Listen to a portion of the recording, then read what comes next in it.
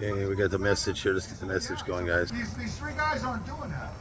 And now he's mad at him, so he calls for him. In verse 16 here, and it says this: Shadrach, Meshach, and Abednego answered and said to the king, "O Nebuchadnezzar, we have no need to answer you in this matter." It says, we know you said this, but listen, we don't need to answer to you. We don't answer to you. We answer to somebody higher. Listen, we answer to God. And it says this in verse 17, and if that be the case, our God, because the rule is this: if they didn't bow down, they're going in the fiery furnace, and we know that. It says, in that case, our God, whom we serve, is able to deliver us from the burning fiery furnace. And he will deliver us from your hand, O king. And in verse 18 it says, but if not, let it be known to you, O king, that we do not serve your gods, nor will we serve the golden image which you set up. Wow. He says, you can make all the regulations, all the rules you want, but we're not following you, we're following God. Now you got to back this up a little bit, because these men were captured, taken from their homes with another young man by the name of Daniel. So we got to back up to Daniel chapter 1 and verse 8.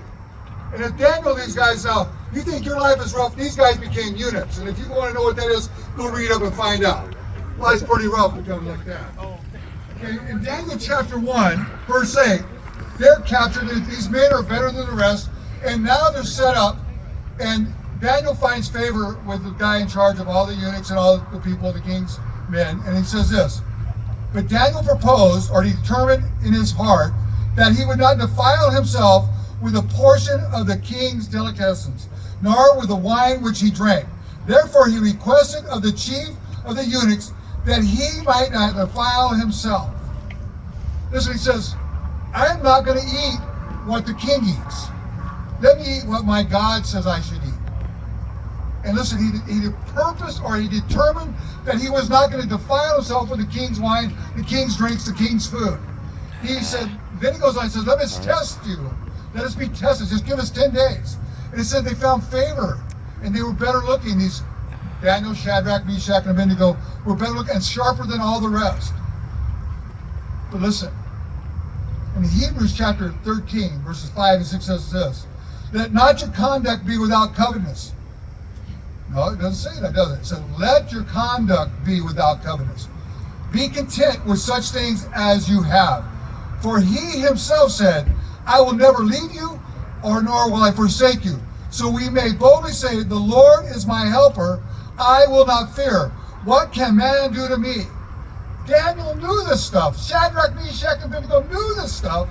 That they said, no matter what happens, God's going to be with us. God's going to take care of us. God's got his hand upon us, and we're going to serve God. So now I want to talk about being stretched. Life happens when you're being stretched. So what you have to do is learn how to survive being stretched. I said I was stretched yesterday, driving up here for 12 hours with two grandsons, 9 and 10, telling me, are we there yet? And the bad thing is I had the GPS on, and they could see how long I said it was going to be here. 6 more hours! Oh my gosh, where are we going? How far is it? But you know what? A lot of us have changed over the last 2 years because we've been stretched. It's made us unique, but we still remain being faithful. We've changed in many other ways. My hair is a little grayer. I am, like some of you, you might be washing your face a little higher up now. And, it's just like how it is. But, we've gotten older. And the good thing about I like that cheap bottle of wine. I'm like an old, good bottle of wine. I'm getting better looking as I get older, amen? Just saying there, just letting you know. But we're getting better. Because, the outward man is dying daily, but the inward man is getting stronger and renewing. We've changed physically, we've changed mentally, but we should be getting stronger spiritually. We have a perception.